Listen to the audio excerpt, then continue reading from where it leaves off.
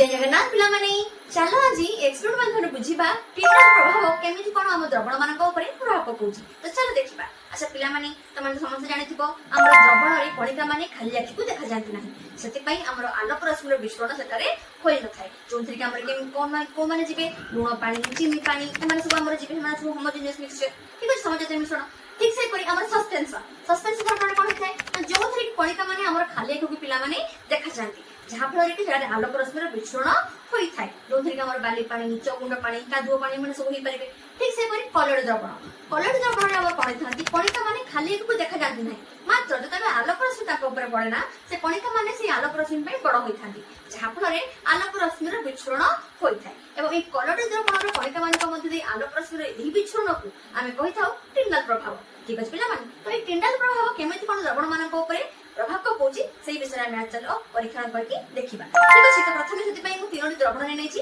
जोथरे कि मु नेछि लूण पानी ठीक अछि जे कि हमर होमोजेनियस मिक्सचर आउर नेछि मु कलर द्रवण जोथरे कि हमर क्षीर रहिछि आउर मु नेछि कोन सस्पेंशन द्रवण जोथरे कि हमर बाली पानी रहिछि ठीक अछि। तो गोटे गोटे करिक हम लाइट पास करबा। तो आलोक रश्मि पई मु नेछि कोन पिला माने टॉर्च ठीक अछि।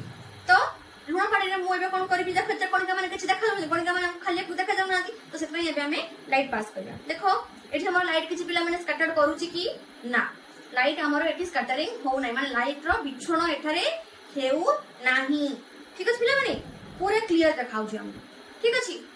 एबे सारा देखिबा कलर द्रवण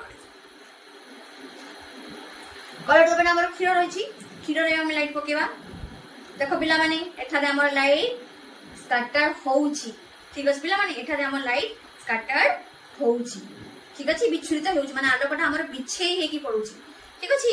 लाइटटा पूरा गोटे इयर देखाउछि देखो पूरा गोटे लाइन इयर देखाउछि एठी देखो पडुछि एठी बोली लाइटटा पडुछि सेटा नंबर देखाउछि कोठी लाइट पडुछि बोली पूरा लाइट देखा पडुछि देखो देख परछो।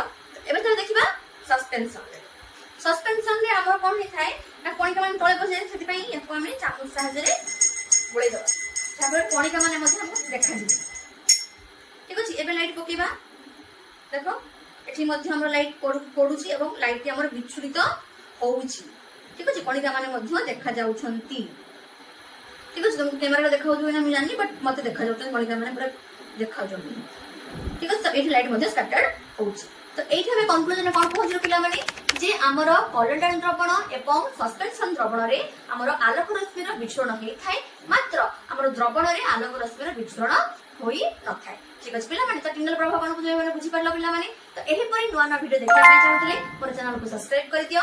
धन्यवाद।